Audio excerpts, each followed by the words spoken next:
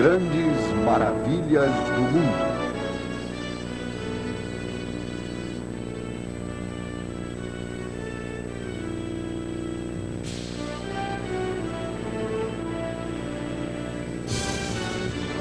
Maravilhas criadas pelo homem.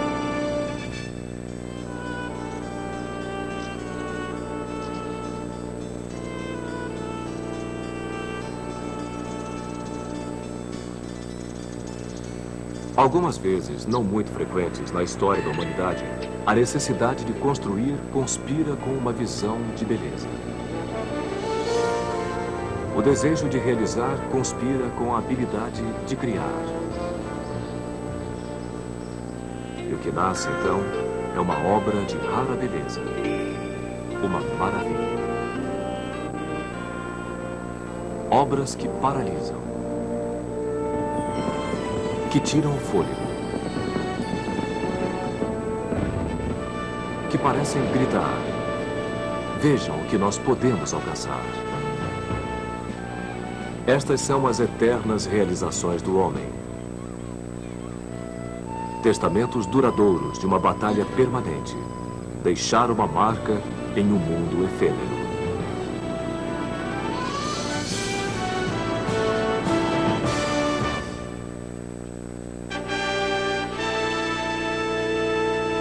Coliseu de Roma.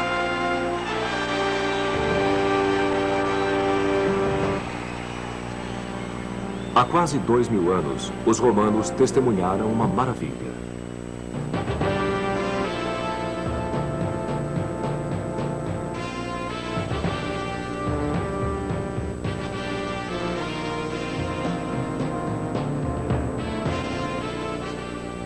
Aqui, onde o imperador Nero havia construído um palácio suntuoso com um lago artificial, um novo imperador, Vespasiano, quis deixar sua herança. Não com um grande palácio para seu próprio desfrute, nem com um templo para agradar aos deuses, mas com um imenso palácio para o público. Um anfiteatro para sediar os jogos, campeonatos e rituais que acabou se tornando a mais importante assembleia pública da capital.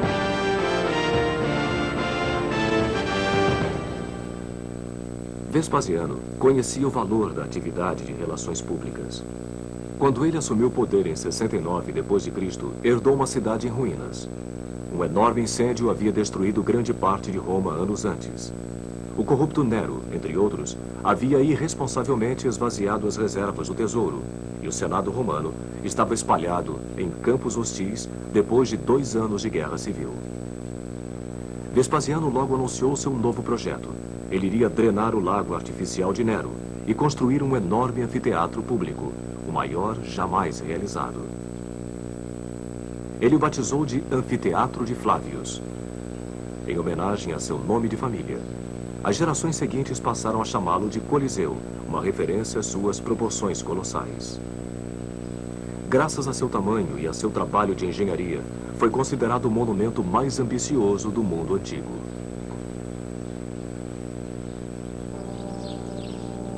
Enormes blocos de calcário foram carregados por escravos para construir a elipse de dimensões monumentais, 600 metros de circunferência, cobrindo 15 hectares e erguendo-se a uma altura de 16 andares.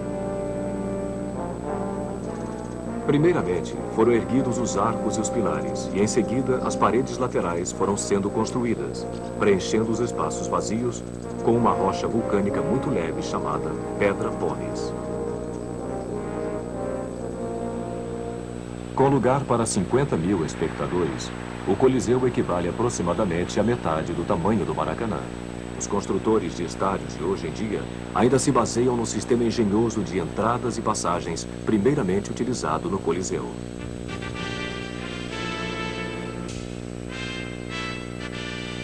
Oitenta arcos estão distribuídos no nível do chão, formando 76 entradas.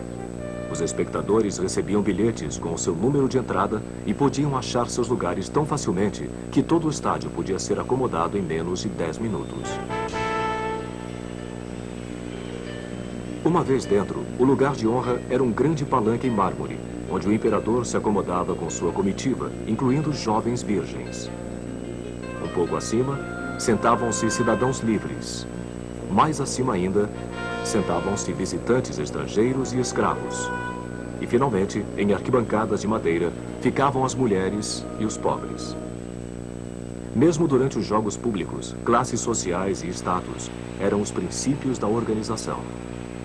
Mas por que uma obra tão impressionante destinada ao esporte? No início dos tempos romanos, jogos públicos, chamados de circos, eram realizados somente em dias sagrados para homenagear os deuses da cidade. Até a época de Jesus, torneios, caçadas a feras e corridas de carruagens eram uma obsessão para os romanos. Qualquer imperador que se prezasse levava a sério os conselhos do historiador Juvenal. Apenas duas coisas fazem um romano se preocupar hoje em dia. Panem et circenses, pão e o circo. A obra de Vespasiano levaria menos de 10 anos para ser concluída.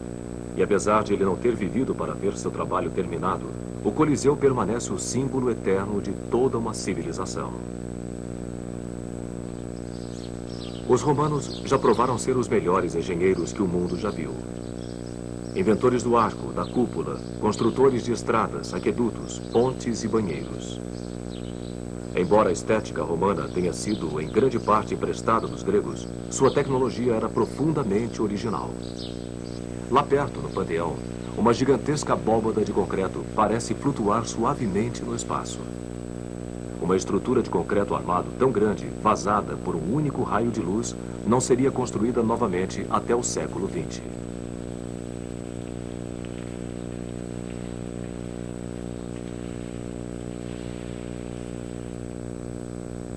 Definitivamente o Coliseu provou ser a maior herança arquitetônica de Roma. No entanto, o que o monumento tinha de magnífico chocava-se com o que de cruel acontecia dentro dele. Espectadores ficavam em torno da arena central, onde era espalhada areia para cobrir o sangue derramado no ritual dos jogos. No dia da inauguração, no ano 80, o novo imperador Titus, filho de Vespasiano, inaugurou o anfiteatro com uma caçada a feras selvagens. Em apenas um dia, 5.000 animais foram condenados à morte. Esses rituais sangrentos de celebração poderiam durar mais de 3 meses. Animais exóticos eram trazidos de regiões distantes para o Coliseu, onde eram mantidos em celas localizadas no nível subterrâneo, que podem ser vistas ainda hoje. As feras eram então transferidas em elevadores para o nível da arena, onde iriam enfrentar as lanças dos caçadores. Em algumas ocasiões, as canaletas de drenagem eram fechadas e a arena era deliberadamente inundada. O estádio se transformava num mini-mar para a simulação de batalhas navais. Os gladiadores eram, no entanto, a atração principal do Coliseu. Escravos, criminosos e a mais baixa estirpe de Roma, algumas vezes até mulheres, eram especialmente treinados para depois se apresentarem nas batalhas públicas. Ave César! Nós que estamos prestes a morrer, vos saudamos. A coragem ou a covardia do gladiador era aplaudida ou vaiada pela multidão, que votava com as mãos o destino do perdedor. De acordo com alguns historiadores, polegares para cima ou uma onda de lenços abanando significavam que o gladiador viveria e poderia até mesmo se tornar um homem livre. Polegares para baixo condenavam o lutador a uma morte imediata. Por 325 anos, o Coliseu testemunhou inúmeros espetáculos assustadores como estes, e pode ter sido também o lugar onde o martírio dos cristãos perseguidos acontecia. Finalmente, em 404 d.C., todo o sacrifício público em Roma foi banido pelos imperadores cristãos no poder, e o Coliseu, danificado por terremotos e tempestades, se transformou em ruínas.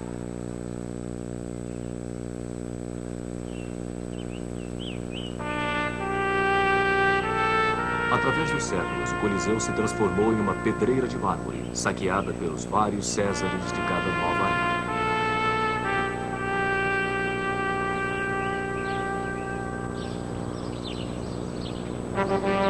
Mas o triunfo dos engenheiros continuou de pé, o símbolo fantasmagórico do Império Romano, tanto em sua maior exaltação quanto em sua maior depravação.